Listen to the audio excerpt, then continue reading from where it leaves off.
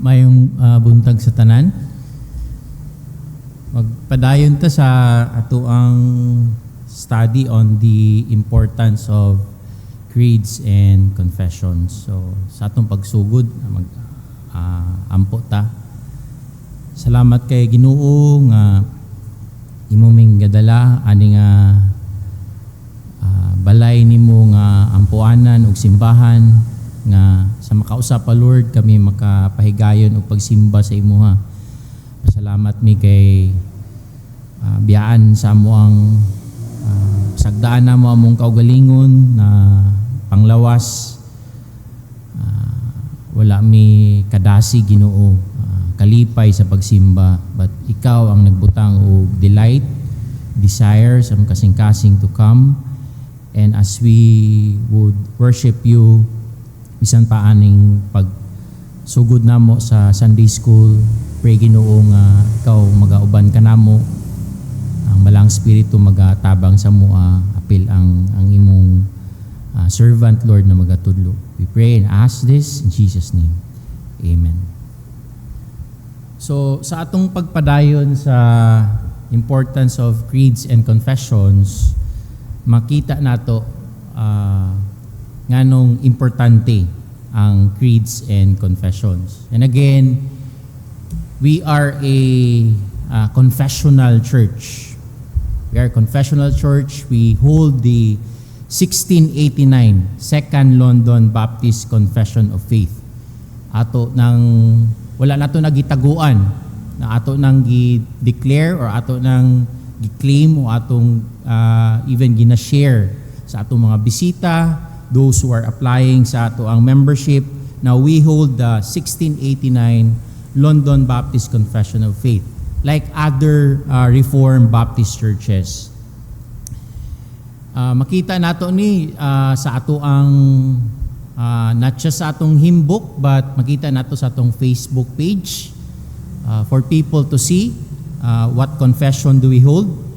Makita nato ni sa confession or sa pages pod sa uban na churches, and makita nato nga ang mga churches na nagahold og pareha nga confession sa ato. Makita po tayo nato ang kalainan sa uban simbahan na wala gahold sa atong confession. So makita ang kapareho with the confession, and makita po ang kalainan. So in our previous study, we have established ang legitimacy sa confession, na it is legitimate. And ato to siyang napakita by refuting ang mga objections. Apil ana ang objection na pag magamit to tag confession, nagpasabot daw na atong gina-undermine o atong ginasalikway ang authority and sufficiency of scriptures. Na dili ang scripture ang ato ang nay authority sa atong mga pagtulunan, o dili siya igo. Munay accusations for those who are holding confessions.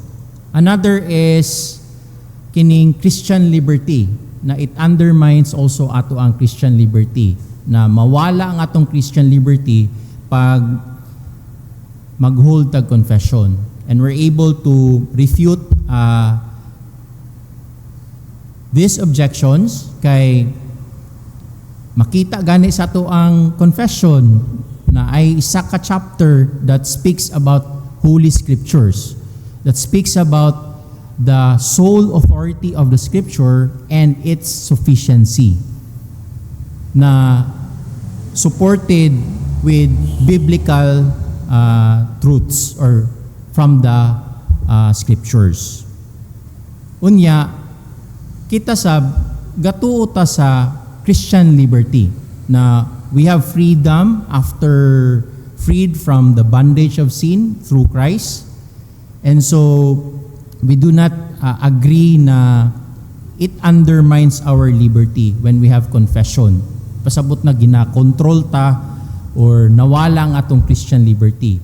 But still, naa siya even with the confession. So those are the objections na we're able to refute. And we're able to establish ang ihang legitimacy. Now, karon magpadayon ta, and we will look at not just nga legitimate ang in having a confession, but it's also good to have a confession. Di ba? As we have learned last time na not all legit things are good. Di ba? Na yung mga butang na legit, pwede, but dili maayo.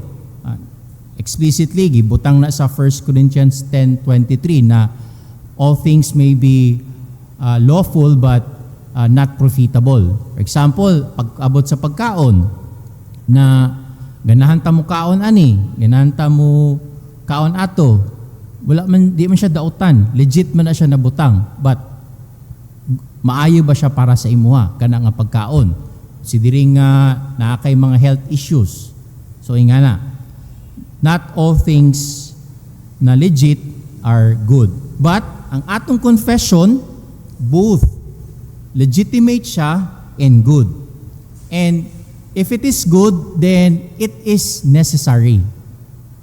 Kung maayo siya, then it's a necessity sa ato as believers. So, kana ato ang pag-storyahan karon nga orasa, the necessity of confessions. Now, necessary siya, not only legit but maayo ang confession for 5 reasons, 5 ka reasons. First, it's who we are as a church. Again, it's who we are as a church. It's our identity. Atuan na siyang identity as a church nga natay confession. Ang atong church is an apostolic church. We claim to be an apostolic church because we hold the apostolic teachings. And to be an apostolic church, you have to be a confessional church. To be an apostolic church, meaning it begins with and is built on the apostles, particularly sa confession ni Peter of Jesus. Unsa man ang confession ni Peter of Jesus? Sa Matthew 16:13-16. Atong tanawon.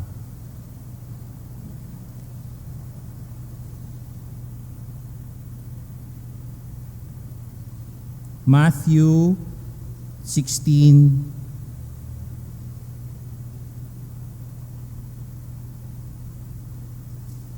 13 to 16. Now when Jesus came into the district of Caesarea Philippi, he was asking his disciples, "Who do people say that the Son of Man is?"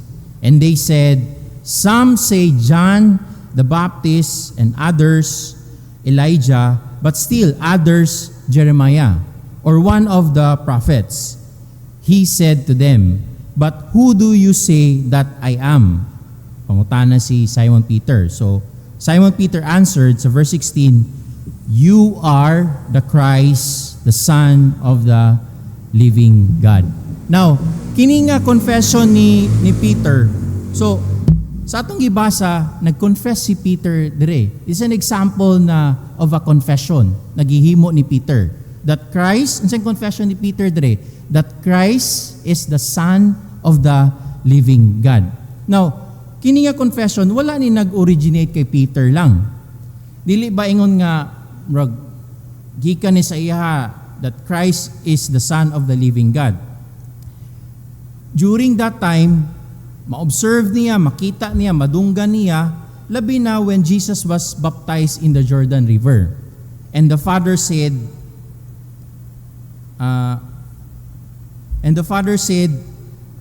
from heaven, "This is my beloved Son, in whom I am well pleased."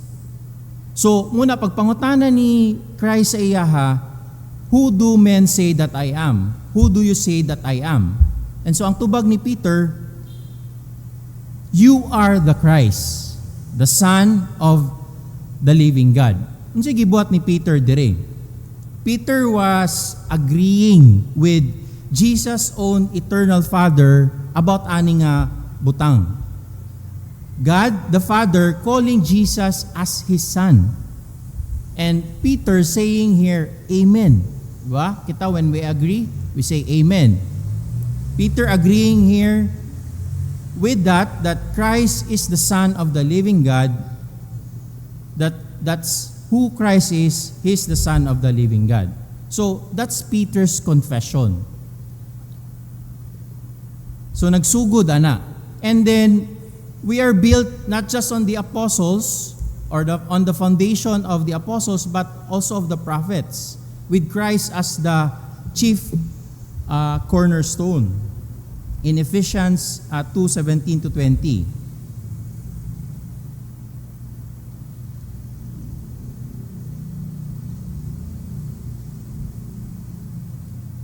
Ephesians 2:17 to 20 says, "And He came and preached peace to you who were far away, and peace to those who were near. For through Him we both have our access in one Spirit to the Father. So then you are no longer strangers and aliens." It's talking here to believers, Paul. "But you are fellow citizens with the saints and are of God's household." Sa ingon sa verse 20, "Having been built on the foundation of the apostles and prophets, Christ Jesus Himself being the cornerstone." So again, we are built on the foundation of the apostles and prophets. And that makes us an apostolic church. An apostolic church with Peter's confession, meaning a church na confessional, na ay confession na ginagunitan. And if we go on to other passages, if we look at other texts from scriptures, we will see ang kining theme of confession, like sa Matthew 10:32 to 33.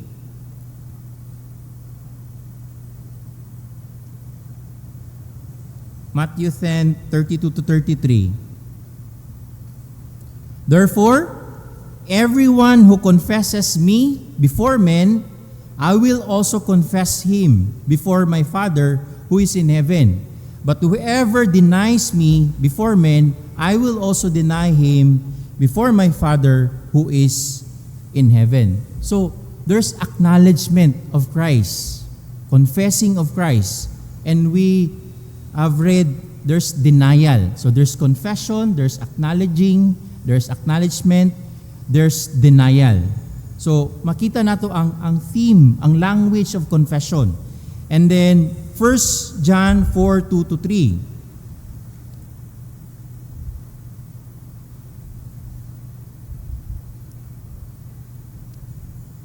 Although, 1 John, sorry.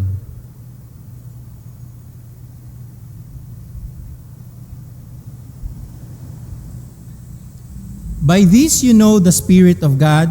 Every spirit that confesses that Jesus Christ has come in the flesh is from God. And every spirit that does not confess Jesus is not from God. This is the spirit of the Antichrist." Every spirit that does not confess Jesus daw is not from God. This is the spirit of the Antichrist, of which you have heard that it is coming, and now it is already in the world. So, we see here the theme of confession. It expresses the importance of confession and sa atong gibasa, confessing Christ. Now, ang kining word na confess in lexicon na dictionary, it says,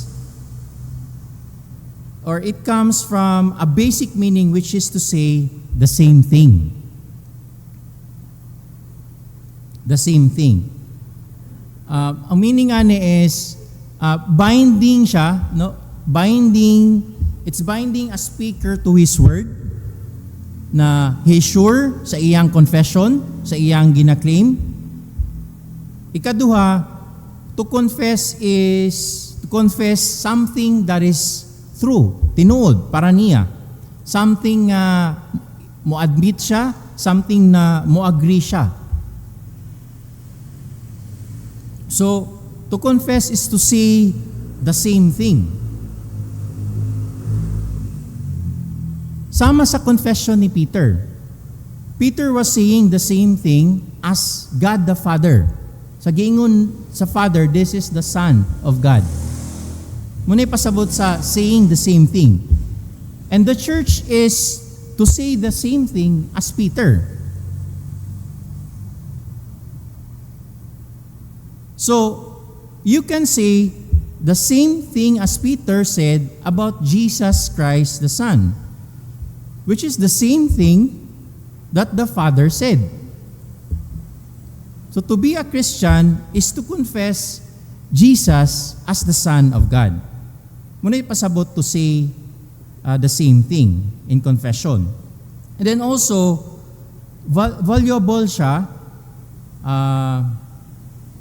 naa siya'y value, mahinungdanon siya, because confessions are the church united and official testimony to the truth.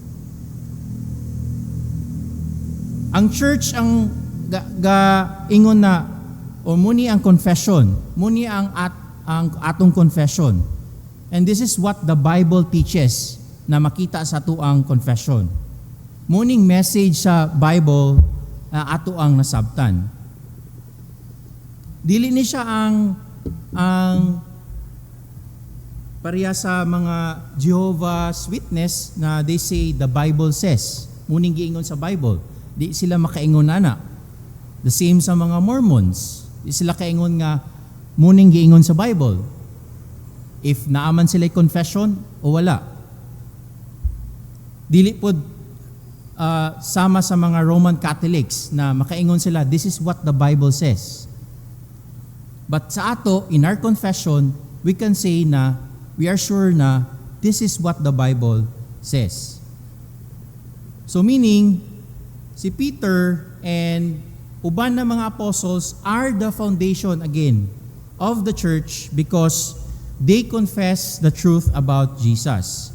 They are the authorized, or they are Jesus authorized, accredited representatives to the world, inspired by the Holy Spirit to confess and maintain the truth about Jesus Christ, and muna ang foundation sa simbahan. Ang church is built on the apostles, and muna oblige ang church to confess with the apostles the truth about Jesus. Muni ang fundamental na identity sa usa ka simbahan because it is the pillar, it is the support of the truth. So ana sa 1 Timothy 3:15, Timothy, I write these things to you, Timothy, that you might know how you ought to conduct yourself in the church, which is the house of God, the church of the living God, the pillar and support of the truth. And ang church is a lampstand. Sa Revelation 1:20-21, madumduman nyo Christ walking in His resurrected and blinding glory in the midst of the lampstand. There, sa Revelation, iyang gi-reveal. So ang church is a lampstand, kay ang identity sa church is to shine the light of Jesus Christ on the world, and that is the whole identity of the church. And so, ang apostolic church is and must be a confessional church. Muklaim ta nga apostolic ta, dapat confessional church ta. Na we are not talking here of unsay sakto na confession or dili pa ha. But atong point dire is to be an apostolic church, dapat confessional church ka. Na You have to believe on something, you have to confess on something, and proclaim on something to the world about Christ. So ang central duty sa church is to proclaim and bear witness to the truth in the context of the particular errors and departures from the truth in each generation.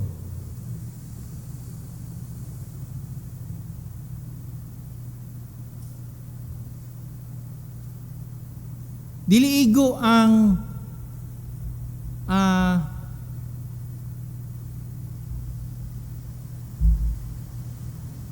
ang Holy Spirit nag-inspire niya ang Bible. Nagihatag sa Ginoo ang iyang word sa tua. We have to confess it. We have to confess. The church must confess it before the world. Before the world. So, that's our fundamental identity as a church of Christ built on the foundation of the apostles, confessing with them the truth about Christ Jesus against mga heresies, mga false teachings, against those who are departing from the gospel of Christ in every generation that demands that we have confessions. So again, that's our identity. That's who we are, a confessional church, an apostolic church. Ikaduha,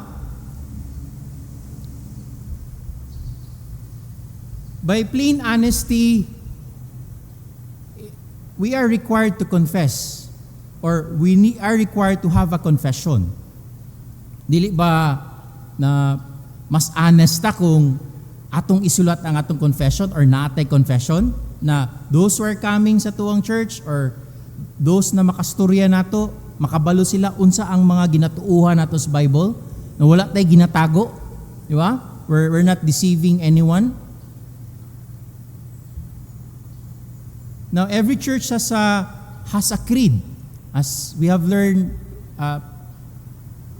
previously na naadyo na creed. Mingon sila walay creed, but naadyo creed. And not just dapat na creed or confession, but dapat ang kining creed and confession, it must be written. Nasulat, klaro, mapakita. Because kining unwritten creeds, by experience, madunggan yun na yung mga testimonies ano kayo, kanang delikado, na dili klaro unsa ang confession sa usa ka church. Again, I experience coming from lahi nga church nga walay confession. Wa ka kabalo unsa ilang ginatuuhan. Kung unsa lang imong ma-observe, unsa imong makita, mo siguro na ilang ginatuuhan. And there are things nga wala ka kasabot why they are doing it. Kay wala may confession, dili klaro. Unsa lang ginatuan? Muabri og Bible. Mutudlo sa Bible. But unsa ang mga butang sa Bible na ilang ginatuuhan? Dili klaro. So, naay danger ana. Kay wakabalo, what are the things na biblical? What are the things nga pleasing sa Ginoo? Di siya biblical, di pleasing. Kini nga practice sa usa ka simbahan. Pagdala sa usa ka simbahan, sa usa ka leader, sa ka pastor, na naga-shepherd sa mga tao sa simbahan, biblical pa ba na? Taman asa ang authority sa pastor? Unsa ang church government? Asa ang church discipline? Daghan kay mga butang nga kailangan i-lay down sa kasimbahan. And kung dili na klaro na mga butang depende lang kung unsay tuuhan. So makita nato ang iyahang danger.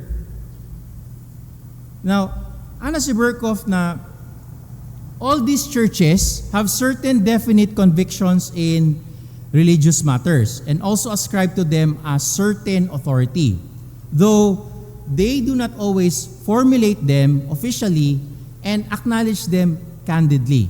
Baga, naagyo na sila yung mga creeds or confessions ba? Naagyo yung mga ginatuuhan, na yung mga convictions, baga. But, ang uban, dili nila iplastar, dili klaruhon, dili isulat. That's the point here. So,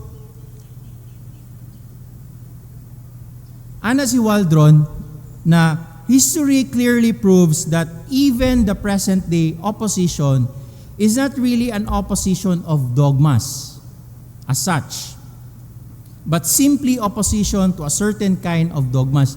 Kumbaga, ang mga opposition, it's not on dogmas good, na may dogma, ano siya kanang a set of principles or beliefs na ilang subscribe as in with authority. Ana, di gyud ingon nga nay ga-oppose ang simbahan, ana. But on the opposition to certain kind or specific dogmas, and which we do not find favor in the eyes of kining mga modern theologians. Now, amidst the different denominations sa Reformed churches lang, unsa man ang usa ka Reformed Baptist Church, ang tan-on ta. Muna mag-fill up ka sa akong gi-share last time, mag-fill up ka, butang ka Reformed Baptist. Then, ang uban, Baptist lang. Then, pangutan-on ka, unsa day mo na Baptist? Pareha day mo ato Baptist. But, unsa man ang Reformed Baptist nga simbahan. So, with that, you can explain na munang tawag mig Reformed Baptist kay muni amo ang gituuhan. This is our confession. Nasa 1689. We're not saying nga muna atong Bible, muna ato ang naisol authority, na muna ato ang ginabasihan sa ato ang or labaw pa siya sa Bible, but these are the set of beliefs that we have. We can show them our constitution. Muni among constitution sa church. Muni ang way namo magpili og elder. Ato-ato ara ba nang binuhat na pagpili og elder? Dili. We base it sa scripture, based sa qualification.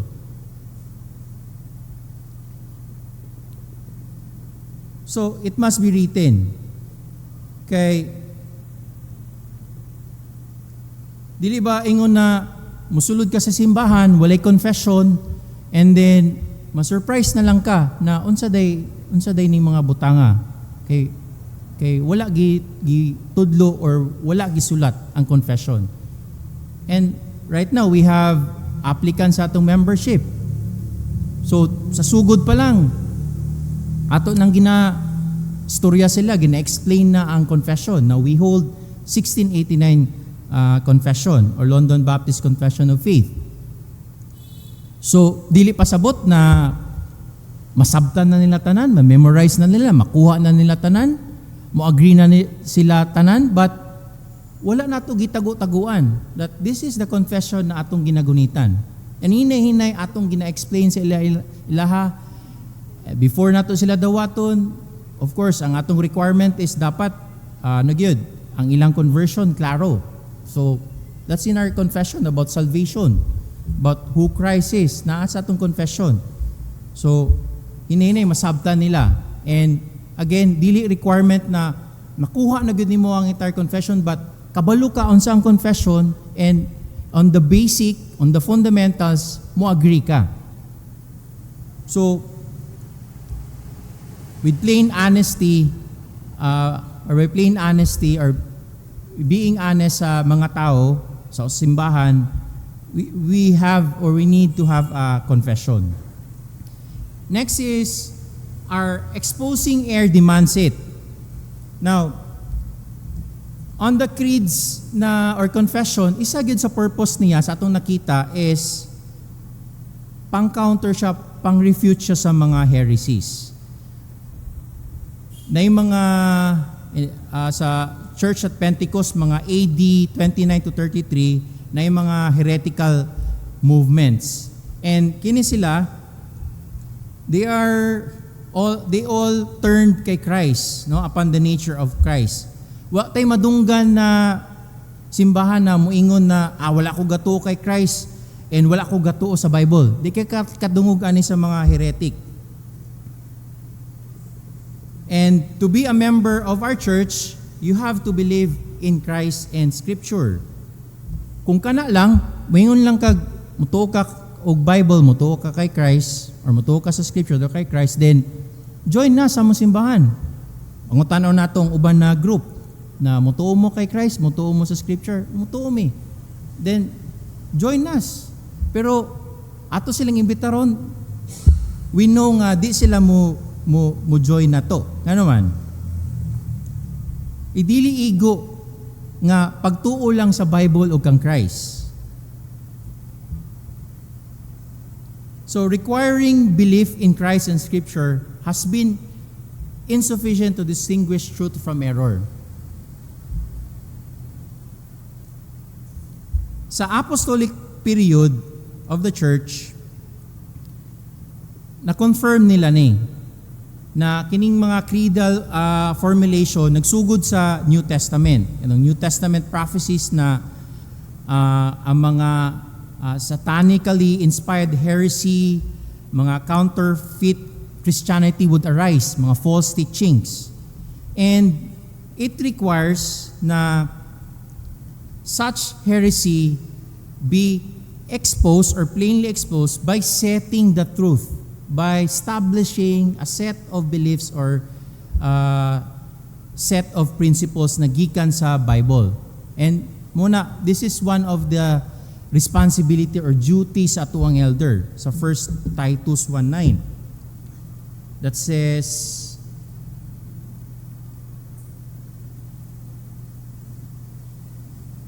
Titus 1:9 says, holding fast the faithful word which is in accordance with the teaching, so that, this is talking about the elder, so that he will be able to exhort in sound doctrine or sound teaching and to refute those who contradict. Kaya again, during this time, naagyoy mga heresies na yung mga counterfeit Christianity. And nakita na nila na in the future mga false teachers coming in. And so it requires, this is one of the duties or responsibilities sa usa ka elder.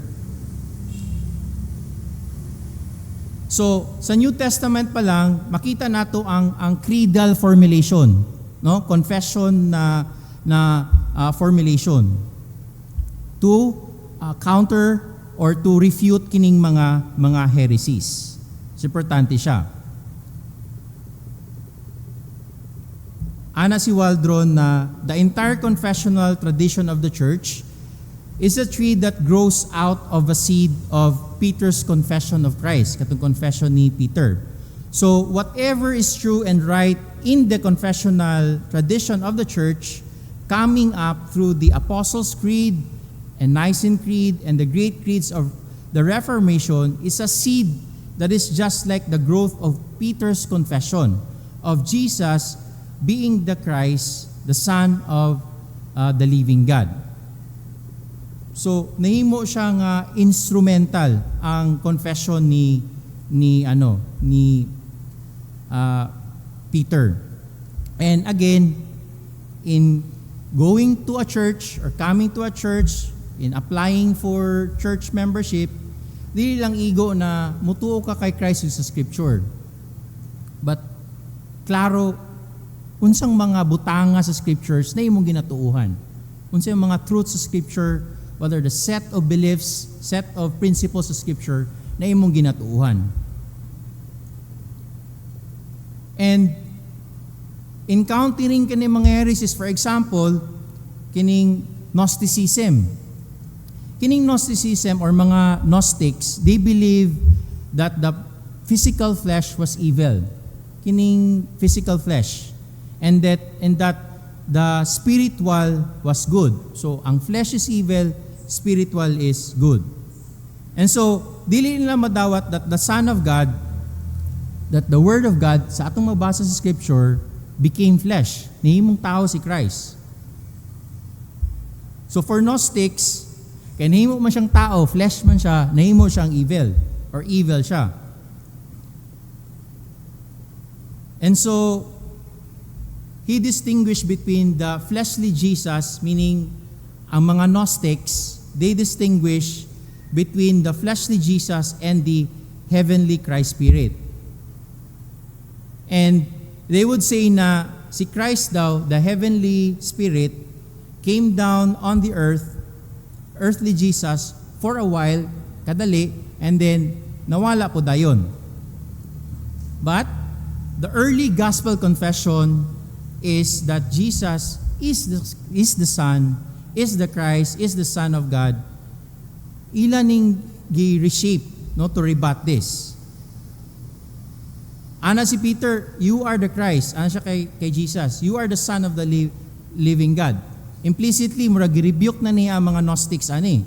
But ang church confesses, Peter's confession was shaped to say that, giklaro gid sa confession.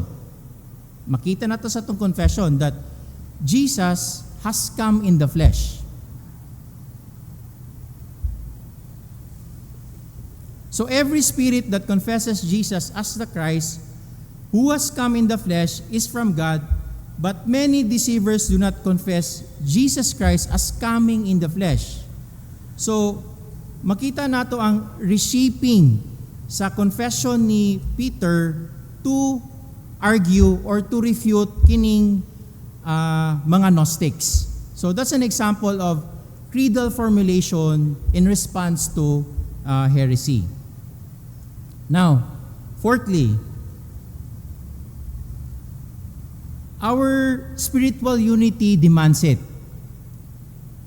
Our spiritual unity demands it. Ang unity sa simbahan was so important in the New Testament time na they have to believe on one Lord, they have to be in one mind, one faith, and one baptism. Philippians 1:27. Importante kayo ni sa New Testament believers.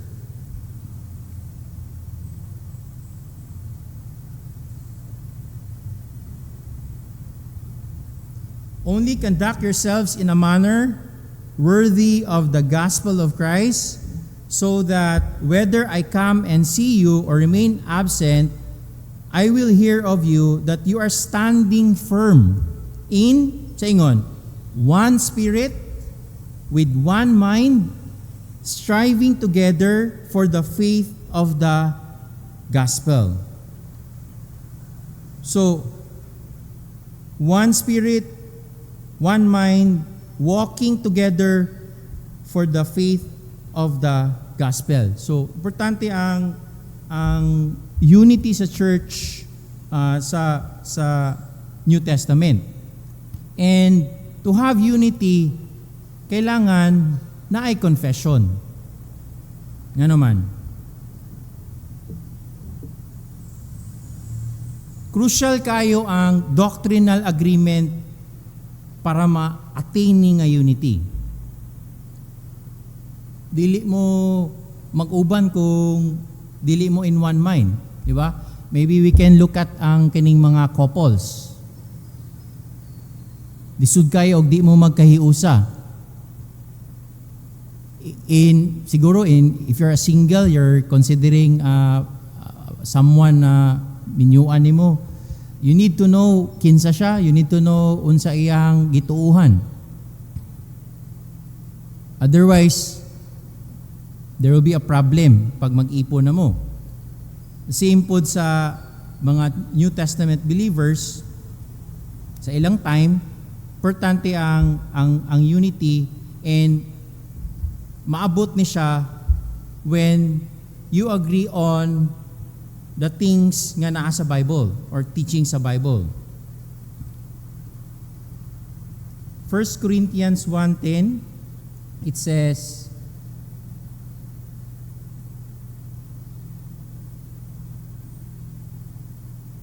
"Now I exhort you, brethren, by the name of our Lord Jesus Christ," "that you all agree and that there be no divisions among you, but that you be made complete in the same mind and in the same judgment." So, essential kaayo nga you all agree.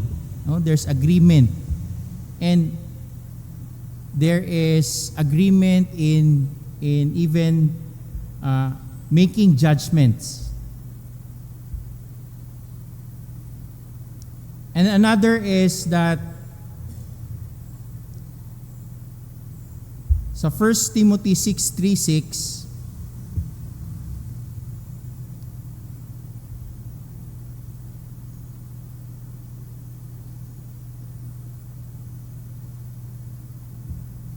so requires ang unity. It would require a confession of faith, and there has to be unity in the truth. So 1 Timothy 6 verse 3-6. If anyone advocates a different doctrine, i-address rin yung sa kasimbahan who believes in the same doctrine, the same teaching, the same confession. And if anyone advocates a different doctrine and does not agree with sound words, those of our Lord Jesus Christ, and with the doctrine conforming to godliness, he is conceited and understands nothing. But he has a morbid interest in controversial questions and disputes about words, out of which arise envy, strife, abusive language, evil suspicions, and constant friction between men of depraved mind and deprived of the truth, who suppose that godliness is a means of gain. But godliness actually is a means of great gain when accompanied by contentment. So, dili makita nato that there has to be unity in the truth, on the things na a church believe. And if anyone would advocate a different doctrine, na di mo agree with sound words, unsay description saya, is conceited and understands nothing. So there has to be unity in the truth, unity in doctrine.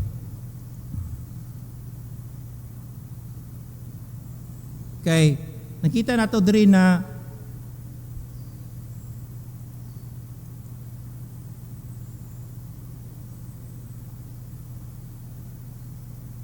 makita nato na ang unity, or kung wala unity and there's different doctrine, it would cause friction between men of depraved mind and deprived of the truth.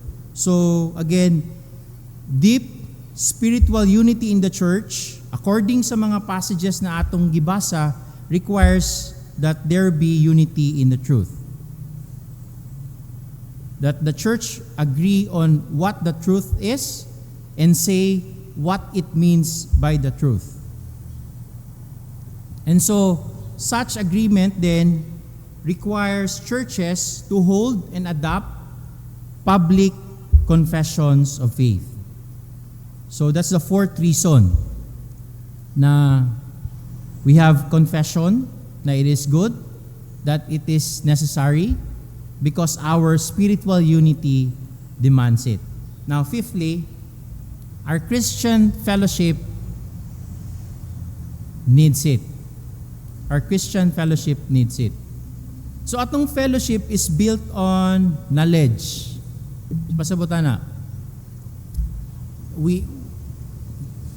I think mas applicable tong example nako on the kanang you are united sa couple here, no?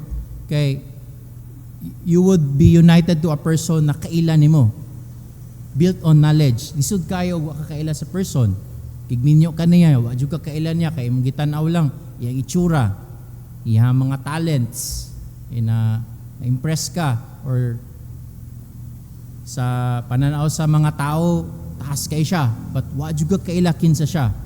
So how can you have fellowship with that person? The same sa church.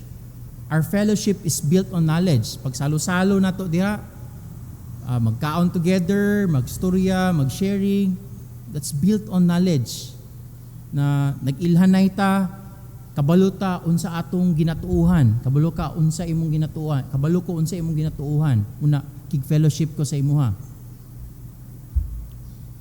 We're not saying di ta mikig fellowship sa uban na di nato parehag confession, but that's the truth sa tuwa sa church na we are built on knowledge. Now, example ani is sa Joshua 22. Kining sa Joshua 22, muna ni katong, di na ako basahon na, taas kayong chapter. Muna na itong time na ihatag na sa Ginoo sa ang promised land. So, ibahin-bahin na siya sa mga tribes. May allocation. Mabasa na to sa, even sa previous chapters ani. So, gisumon ang Reubenites and Gadites and half tribe of Manasseh. So naa sila sa eastern part, 2.5 tribe. You have the Reubenites and Gadites and half sa Manasseh. Sa western part, naa diha ang uban ng mga tribes. Now, kining 2.5 na tribe na group, naghimo silang altar. And because of that, i-accuse sila nga they violated the no altar na rule nila sa ilang time. Na di ka pwede magbuhat og imuhang altar. Okay, di ba? Na sila central nga sanctuary. And so, ni-react ang Pika side.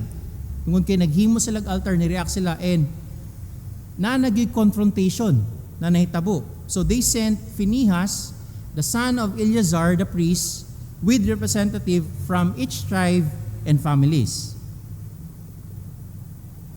So that's the accusation. Pero during the confrontation, dito na klaro na ang ilang suspicion sa pikas na side is bred by ignorance lang. Wa gyud sa kabalo unsa di gibuhat sa pikas nga group. Ang ilang hunahuna, naghimo na silang altar nilang ila. Ni-violate nila sa atong kasabutan, sa atong practice na dapat walay lain na altar. Asa i-perform ang sacrifices, ang burnt offerings. But naghimo sila. But with the confrontation, naklaro na ang gibuhat sa 2.5 na tribe, that was just symbolic lang. Ay lang tuyo not to make burnt or perform sacrifices pareha sa katong altar nila, but just a symbolic. Maybe we can read that part lang. Dira kay taas.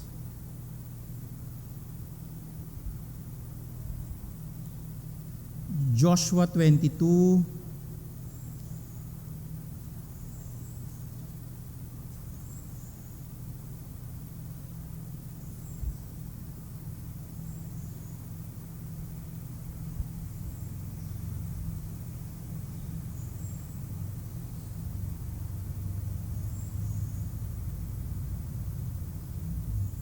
verse 23.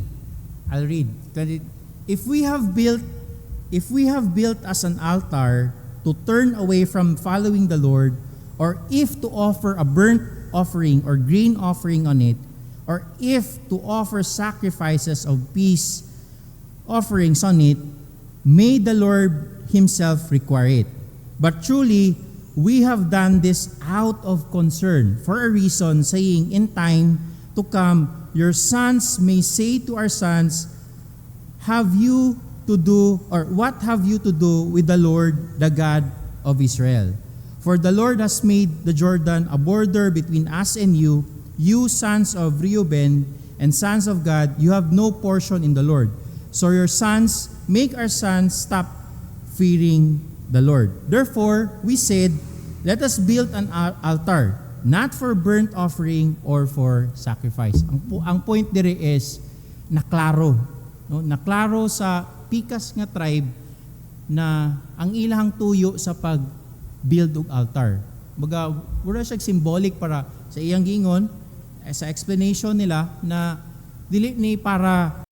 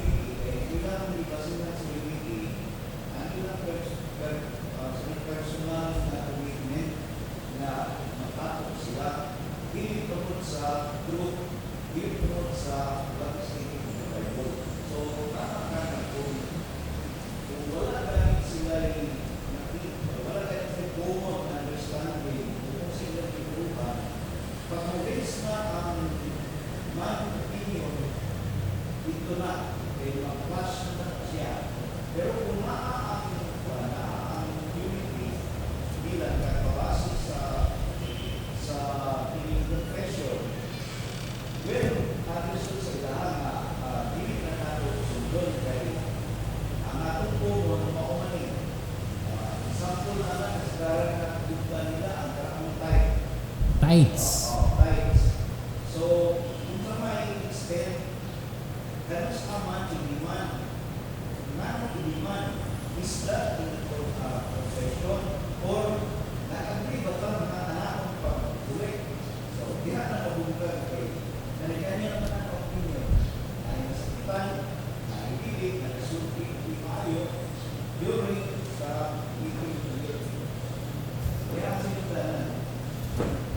Lisod na gani kayo nung natay confession, but on things na kailangan to decidean, of course, on mga practical things, ma-observe nyo na we need the grace sa Ginoo ba, na humility, na musabot sa opinion sa isa, idea sa usa. How much more when we talk about mga teachings ba, mga doctrines, na dili klaro, wala gi tudlo, wala gi sulat. You have lain nga opinion. So maglalis, na ingani di ay so kabalo ani ba. So lisod kayo, walay confession. Deacon Jong? Just a reminder, confession na to, tayo din sa confession of faith. That's what Alex mentioned. Hindi siya about the scripture, hindi siya equal sa scripture, but ako lang isala para dali ko identify sa punto na importance na angin nato may follow. And hindi ka pa rin yung degree of understanding na hindi ka lang sa kalugay, hindi ko rin ang masters. But helpful tayo na naarap ko siya sa likod sa akong tignan. Like kami ng toys na nagkaligaw niya, na wala tayo spare time, na mas masasaw, mas familiarize ka. Example, gusto man sa scriptures, gusto man na kung ina-use or pinabasa sa kanya, gano'n kayo, 66 books. Gano'n siya, wala kung kahit pa itong Bible na wala na 66 books sa Esra, ay na rin kasama. So basic, ay siya, So, muna ang 1689 confession na to, binabalik-balik siya tudlo. And you can also observe this sa uban na simbahan. Kana ka, bago ba ni sila nga church? Ganun, ang ilang topic sa Sunday School, 1689 man. Yung madumduman mo 10 years ago, 20 years ago, gi-take up nila na. Baliko na po. No? Like, again, kita, dili na to ma-memorize tanan, dali ta makalimot, isan sa word sa Ginoo, sa mga verses. So, kailangan ma-remind ta, masabta na to. Oo. Nasa ato ang himbok. I think napoy copy sa and separate na copy, printed copy. Nasa pastor yata, copy. And then, when I visited Davao last Sunday, Bisaya na dahil sila na copy. Gikan sa, I think, Surigao. So, okay po siya, no? I think we attempted to translate it, sa una. Wala lang na human, no? Pero nindot siya na Bisaya, then atong ma-share sa uban, no? Na ma-explain na to sa katong maglisod sad og sabot in English. So, At again, sa ingon ni Deacon Jong, di gyud siya labaw sa atong Bible. Mabuhi ta na walay confession, na Bible lang, mabuhi ta na. But, ang confession is just a tool. It's just a systematic way na ma-lay down na to ang atong mga ginatuuhan. Di ta mo ingon na dili mo luwas kay dili 1689 yung confession. So dapat dili ta magana and watchful sa ato ang heart na dili ka nang murag hambugiro ba na we have the confession, kita lang ang nasa sakto. It's just ato lang gipakita or gisulat lang nato atong gituuhan. wala ta nag-ingon na, of course, we believe kini ang mga tinuod nga nasa scripture. Okay? AI? Bali, you can use AI as a tool. Kanang sa i-copy, you can search sa internet, like we're using Waldron no, as a material. I-copy si Waldron on 1689. Napakailaing sources. You just copy, for example, by paragraph man ang articles. Kopyahon nimo sa ka-paragraph, butang nimo sa AI. And then, ingnon nimo si AI, simplify, explain. I-ano kaniya, itabangan kaniya, kung malibog ka. But, dili dapat sundon nimo unsa ingon ni AI tanan. Mas daghan og trabaho. Okay, you have to look at the scripture and i-verify pa nimo, i-validate pa nimo si AI kung sakto ba yung ingon. So mubalik yung ka-scripture. The best way to know kung sakto or para masabtan ang confession is adto sa imong Bible. Okay? Naman na yung mga supporting na text. Balik sa Bible, look at different translations, and then basa og ka ng mga commentaries unsay ingon sa mga trusted na mga authors, mga scholars, and last siguro si AI. Last para kung unsa lay gusto niya, or if you want to like rephrase it or ano, you can use AI pod. Ana, simplify. Kuya.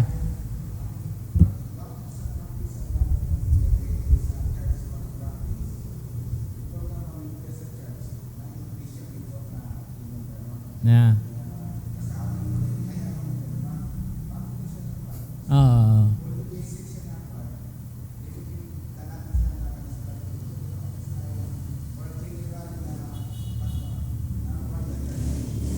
Yeah.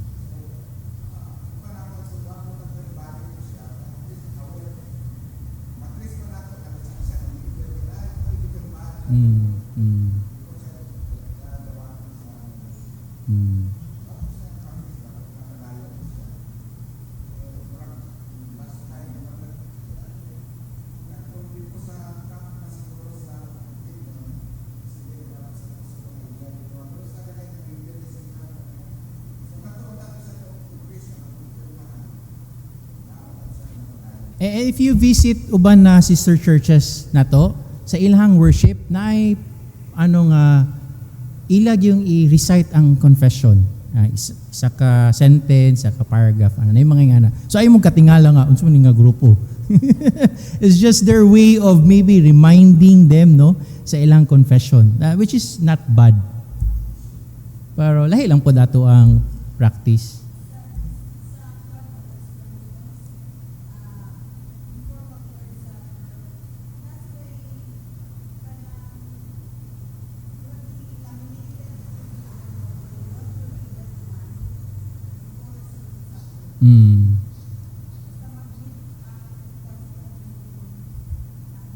And then, akong na-observe karon, I think we're heading to kanang reshaping.